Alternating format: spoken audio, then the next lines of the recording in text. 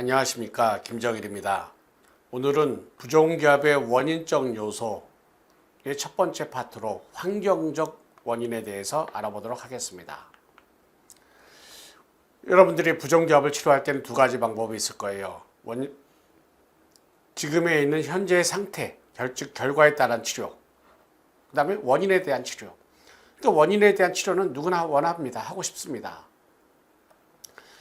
그럴 때 이와 같이 전치부 총생이 있는 경우, 그 다음에 이와 같이 딥바이트, 오픈바이트, 그 다음에 2급과 3급 부종기압이 있는 경우. 그래서 여러분들이 왜 이런 부종기압이 됐냐를 아는 것이 중요하게 되게 됩니다. 프로핏 책에서 보게 되면은 미국 인구 중에서 3분의 1만이 정상기압을 가지고 있고 3분의 2는 부종기압을 가지고 있다고 합니다. 그 중에 있어서 원인적 요소를 알고 있는 요소는 단지 5%밖에 없다라고 얘기를 하고 있습니다. 그래서 프로핏은 크게 원인적 요소로 세 가지로 나눴습니다. 특별한 원인적 요소가 있는 경우, 두 번째 경우는 유전적인 요소, 그 다음 환경적인 요소. 특별한 원인적 요소가 있는 경우에는 우리가 태아 발육 단계에 있어서 디스터번스가 있는 경우 크래프트 환자가 되겠죠. 그 다음에 두 번째 경우에는 출생 시, 그 다음에 버스 인저리가 있는 경우, 그래서 과두의 좌우의 성장이 잘못되는 경우가 문제가 될 것입니다. 그 다음에 머슬의 문제, 그 다음에 아크로메갈리나 헤미페셜 맨디블라 하이퍼트로피 등 비대칭의 문제, 근육의 문제가 되겠죠. 그 다음에 치아의 발육에 대한 문제로는 다음과 같은 것을 언급을 하였습니다. 선천적인 결손치, 그 다음에 기형성리된 치아, 과잉치, 그 다음 맹출장애, 액토픽 일옵션, 유치가 그 다음에 조기 상실된 경우, 그 다음에 치아가 외상적으로 변이가 되는 경우. 그 다음에 환경적 요소를 보겠습니다. 환경적 요소라고 하는 것은 아시다시피 평형 이론에 기반을 뒀죠. 그 다음에 악골의 크기가 이런 평형 이론에도 영향을 미치게 되고, 그래서 많은 사람들은 이와 같은 요소가 아닌 경우에는 다 유전적 원인에 의해서 부종기압이 됐다라고 생각을 하고 있습니다. 이 환자 보겠습니다. 전치부 반대기압, 전치부 오픈바이트, 그 다음에 긴 얼굴, 3급 부종기압입니다. 이런 환자가 유전적으로 정해졌을까요? 환경적으로 정해졌을까요? 이 환자인 경우에는 이와 같이 아데노이드도 크고 편도선도 크고 혀의 위치도 낮아요. 그러니까 환경적 요소에 의해서 어느 정도는 됐다라고 생각할 수 있겠죠. 그런데 만약에 이런 경우가 없다라고 하면 많은 사람들은 그냥 유전적인 요소라고 생각을 할 것입니다.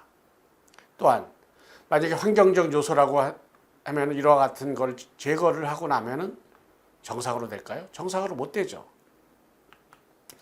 처음에 애가 태어나면은 2급의 골격을 가지고 있습니다. 그런데 성장을 하면서 어떤 환자들은 그대로 2급으로 남아있고 어떤 환자들은 3급이 돼요. 이와 같은 경우가 유전적으로 정해졌냐? 유전적으로 정해졌다면 우리가 할 수 있는 거는 치료하는 거는 수술밖에 없을 것이 됩니다. 지금 기존 교정에 있어서는 이와 같이 부종기압, 심한 부종기압이 유전적으로 정해졌다고 하기 때문에 수술 치료를 해야 된다고 해요. 만약에 수술을 못한다고 하면은 덴탈 카모플레지 트리트먼트를 해야 된다. 즉 치성으로 보상을 하는 치료를 해야 된다. 그래서 3급인 경우에 있어서는 하악의 제1소고치를 발치해서 하악의 전치를 더욱더 쓰러뜨리거나, 아니면 상악에는 제2소고치, 하악은 제1소고치를 발치해야 된다고 하죠. 여러분들이 들으면 다 맞는 얘기 같아요. 그런데 과연 이게 다일까요? 그래서 우리는 다시 한번 부종기압의 원인적 요소, 골격적, 그 다음에 치성 요소, 그 다음에 환경적 요소들이 어떠한 것들이 있고, 그 다음에 어떠한 연관성이 있는지를 살펴볼 필요가 있겠습니다. 환경적 요소에 있어서는 우리가 소프트티슈를 보겠죠. 근육을 보고, 그 다음에 혀나 혀 내면의 위치를 볼 것입니다. 그 다음 기능에 있어서는 입을 벌리고 있는 습관들, 그 다음에 이비인후과적인 질환, 습관들을 볼 것이에요. 치성에 있어서는 무엇을 볼까요?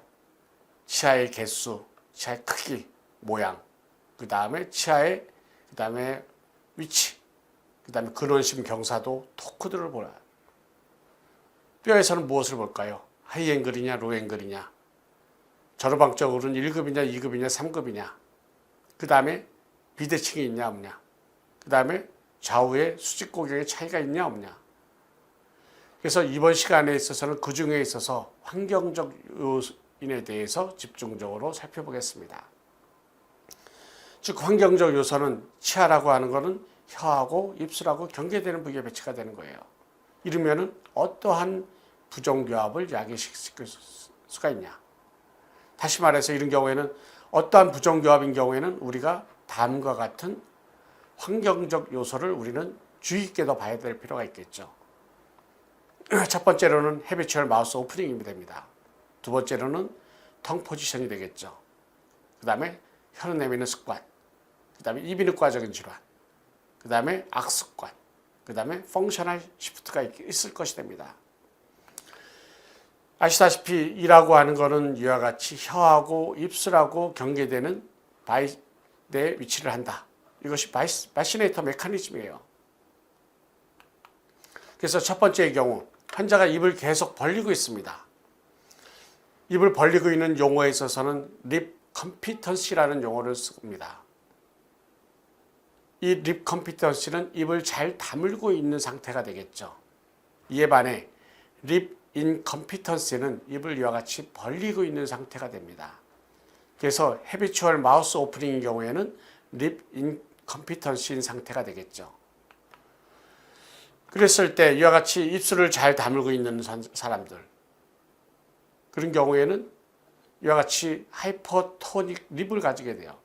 입술의 근육이 세겠죠. 얼굴이 동그라거나 브래키페이셜 타입을 가지고 있습니다. 이에 반해 입술을 이와 같이 립 인컴피턴시, 입술을 못 다물고 있는 애들은 하이앵글 타입이거나 그 다음에 돌리코페이셜 타입을 가지게 돼요.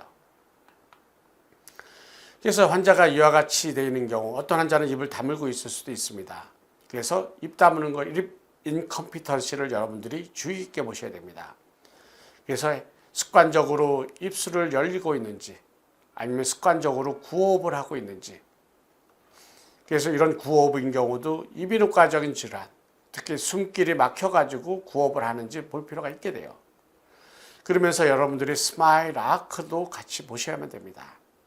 이와 같이 스마일 아크가 리버스 스마일 아크를 가지고 있는 경우에 있어서는 멘탈리스 머슬 액티비티가 커요. 이런 경우에는 이 환자는 입을 벌리고 있다라고 여러분들이 평가를 하시는 게 좋겠습니다. 그 다음에 용어가 나오게 됩니다. 인터레비알 갭. 인터레비알 갭은 이와 같이 상순과 그 다음에 하순에 이와 같이 얼마만큼 떨어져 있느냐가 되겠죠. 그래서 인터레비알 갭이 큰 경우에는 기본적으로 3mm 이상 떨어져 있는 경우를 큰 인터레비알 갭을 가지고 있다라고 얘기를 하게 됩니다. 그래서 첫 번째로 환자가 입을 벌리고 있어요. 그래서 맥나마라는 이를 오픈 립 포스처라는 용어를 쓰기도 합니다. 이런 경우에는 어떠한 부정교합이 될까요? 하악이 이와 같이 후방 회전을 하게 됩니다. 그럼 후방 위치된 친을 가지고 있을 거고, 그 다음에 엔테리어 페이셜 하이트는 길겠죠. 그러면서 환자는 입이 튀어나온 입모습이 될 것입니다. 이런 경우에 있어서 어떤 환자들은 헤비추얼 마우스 오프닝을 가지고 있는 경우에 정상적인 혀의 위치를 가지고 있을 수도 있습니다. 그런데 혀의 위치가 낮아질 수도 있어요. 그럼 낮아지면서 입을 못 다무는 것도 또한 더 문제가 되겠죠. 그래서 입을 벌리고 있는 환자들인 경우에 있어서는 혀의 위치가 낮아질 가능성이 많습니다. 또 하나의 경우에는 하악골 자체가 더 후하방 회전할 수도 있죠. 혀의 위치가 낮아지게 되면은 하악의 치열공이 넓어지게 됩니다. 그럼 상악 치열공은 좁아지겠죠. 그럼 구치부 반대교합이 됩니다. 또한 구치들은 근심으로 경사도가 되고, 또한 상악에 있어서는 상악 전치는 침미에 닿기가 힘들게 되니까 변색이 또한 잘 되게 돼요. 입을 벌리게 있으면 두 번째로 하악을 이와 같이 낮게 위치할 수 있습니다. 그럼 하악의 급경사도가 더욱더 심해지게 되고, 그 다음에 안테고니알 나치도 증가가 됩니다. 그 다음에 후방 쪽에 포스테리어 버티컬 디멘션의 증가가 감소가 돼서 작아지게 되겠죠. 그러면 안테고니알 나치가 무엇일까요? 안테고니알 나치는 이와 같이 하악의 하연 부위에 이와 같이 커브를 가지고 있는 경우를 안테고니알 나치가 됩니다. 그러면은 이와 같이 폐구근과 개구근이 작용을 하게 되면서 이와 같이 커브를 가지게 돼요. 이런 환자들인 경우에 있어서는 저자는 오픈 바이 또는 하이 앵글 타입이라고 간주를 하면서 보는 게 좋겠습니다. 그래서 첫 번째 경우 헤비추얼 마우스 오프닝에 대해서 알아봤습니다. 두 번째 경우는 혀의 위치가 되겠죠. 혀의 위치는 이와 같이 수직적인 위치, 그 다음에 전후방적인 위치로 나눠서 평가를 하게 됩니다. 용어상 수직적인 위치는 텅 포지션이라는 용어를 쓰게 됩니다. 전후방적인 위치로는 텅 포스처라는 용어를 쓰게 돼요. 그래서 아시다시피 정상적인 혀의 위치는 이와 같이 팔레이트에서 약간 떨어져 있습니다. 그런데 혀의 위치가 어떠한 이유로 낮아지게 되면은 혀의 위치가 낮아지게 되면은 상악이 이와 같이 좁아질 수도 있겠죠. 또한 어떤 증리에 있어서는 상악이 좁아져서 혀의 위치가 낮아질 수도 있게 됩니다. 우리는 이와 같은 경우를 진단 시 평가를 해야 돼요. 그래서 혀의 위치는 하이오이드 본에서 이와 같이 혀의 위치를 우리는 트레이싱할 수가 있게 됩니다. 그랬을 때 혀의 위치가 나오게 돼요. 그러면은 상악의 팔라탈 플랜이 있죠. 팔라탈 플랜에서 2, 3mm 떨어져 있는 게 정상의 위치가 됩니다. 그 다음에 이런 경우에는 우리가 H, 하이 포지션이라고 얘기를 해요.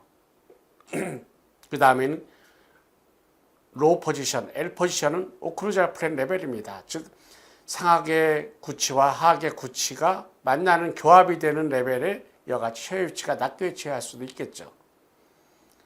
이런 경우에는 혀의 위치가 낮게 위치한 겁니다. 이런 경우에는 양측성 구치부 반대 교합이 될 가능성이 많아요. 그럼 미들 포지션은 어디가 될까요? 이와 같이 상악의 알베올라 본 레벨에 위치를 하게 되는 것이 됩니다. 이런 경우에 있어서는 미들 포지션이라고 하고 혀의 위치는 알베올라 본에 위치를 하게 됩니다. 이런 경우에 있어서는 편측성 구치 반대 교합을 가질 가능성이 많이 있게 됩니다. 그래서 김 교수님께서 혀의 위치와 부종교합을 평가를 했습니다. 가장 높게 위치한 경우에는 딥바이트인 경우가 혀의 위치가 가장 높게 위치합니다.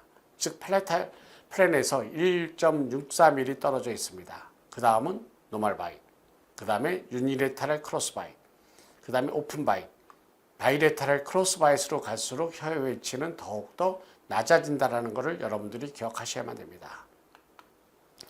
이런 혀의 위치와는 특히 여러분들이 상악골의 그 TPW, 상악의 횡단적인 거리와도 밀접한 연관을 잇게 되겠습니다. 그래서 TPW가 35mm가 정상인데 그러면서 상태냐, 아니면 TPW가 좁으면서 혀의 위치가 낮으냐, 여러분들이 감별을 할 필요가 있게 될 것입니다. 그래서 보시면은 이와 같이 혀의 위치가 정상인 경우, 혀의 위치가 낮게 위치한 경우, 또한 혀의 위치가 전방에 위치한 경우에 따라서 부정교합의 양상이 다르게 나타날 수가 있게 됩니다. 특히 하악의 전방부, 하악 전치부에 스페이스가 있는 경우에 있어서는 혀의 위치가 낮으면서 전방에 위치했다는 것을 여러분들이 기억하셔야만 될 것입니다. 그러면 우리는 교정치료를 할 때 이와 같이 혀의 위치가 낮게 되는 요소가 무엇이 있는지 살펴볼 필요가 있겠죠. 첫 번째 경우에는 비정상적인 설소대, 그 다음에 이비인후과적인 질환, 그 다음에 좁은 상악치열궁, 그 다음에 의사가 우리가 만드는 의원적 혀의 위치가 낮아질 수가 있게 됩니다. 아시다시피 이와 같이 하악의 설소대가 두꺼운 경우에 있어서는 구치부 반대 비교합을 보이면서 이와 같이 3급 부종교합을 보이는 경우가 많이 있게 됩니다. 두 번째 경우에는 입으로 숨을 쉬는 경우, 코로 숨을 쉬는 경우에 비해 입으로 숨을 쉬려면 혀의 위치가 낮아질 수밖에 없게 되겠죠. 그 다음에 상악의 치열궁이 좁은 경우, 우리는 닭이 먼저인지 계란이 먼저인지 모릅니다. 마찬가지로 상하계 치열궁이 좁아서 혀의 위치가 낮아질 수도 있고 혀의 위치가 낮아져서 이와 같이 상하계 치열궁이 좁아질 수도 있게 됩니다. 그 다음 네 번째가 저자는 주의 있게 봅니다. 우리가 상하게 어떤 장치를 해서 그 다음에 혀의 위치가 낮아질 수가 있어요. 우리가 한두 달 사용하는 것은 큰 문제가 없을 수가 있습니다. 그런데 이와 같은 경우 오랫동안 장기간 사용을 하는 경우에 있어서는 혀의 위치가 계속 낮아진 상태로 있을 수가 있게 됩니다. 그래서 저자는 이와 같이 상하게 확대를 하는 경우에 있어서도 빨리 상하고 확대를 하고 상하게 있어서는 빨리 제거를 또한 해서 혀의 위치가 상악 팔레이트에 위치를 할 수 있게끔 해주는 것이 중요하게 봅니다. 그 다음에 B2는 혀의 전후방적인 위치가 되겠습니다. 그래서 혀의 전후방적인 위치는 이와 같이 상악 전방부 치아에 영향을 미칠 수가 있습니다. 그럴 때 골격 양상에 따라서 차이가 나요. 수평적인 골격을 가지고 있는 경우, 이런 경우에 있어서는 하악이 이와 같이 맨디블라 프레닝글이 평탄해지겠죠. 그러면 어떻게 됩니까? 상하악 전치들이 전방으로 위치될 가능성이 많이 있게 돼요.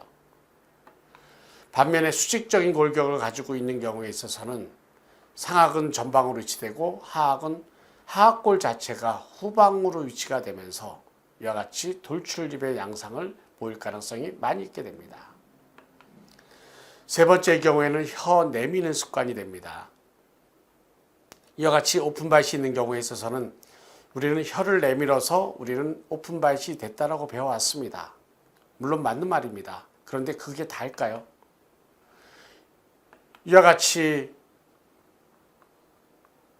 오픈바이시 되어 있는 경우 어떻게 될까요?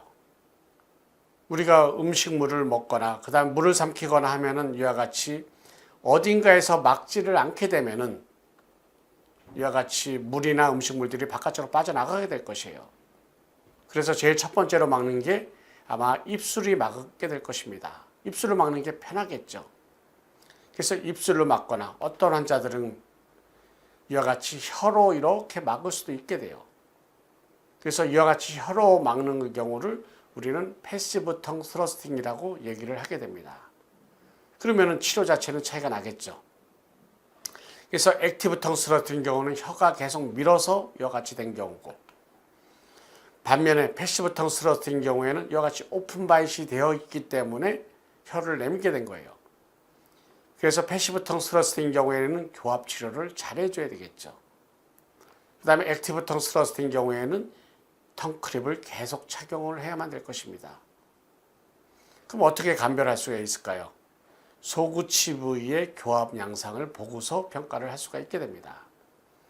그래서 소구치 부위의 교합이 좋은 경우에 있어서는 우리가 이 환자는 액티브한 텅 스러스팅을 가지고 있다고 생각을 하시면 됩니다. 물론 액티브한 텅 스러스팅을 가지고 있다가도 나중에는 이와 같이 더 악화가 되면서 패시브한 텅 스러스팅 헤빗을 가지고 있을 수 있게 됩니다. 그래서 우리는 이와 같이 부정교합의 원인적 요소 중에 하나인 환경적 요소에 대해서 살펴봤습니다. 그래서 첫 번째의 경우 헤비추얼 마우스 오프닝, 텅 포지션, 그 다음에 혀 내미는 습관에 대해서 살펴봤습니다. 다음 이비인후과적인 질환, 그 다음에 악습관, 그 다음에 펑셔널 시프트는 파트 2에서 자세히 살펴볼 예정입니다. 경청해 주셔서 감사합니다.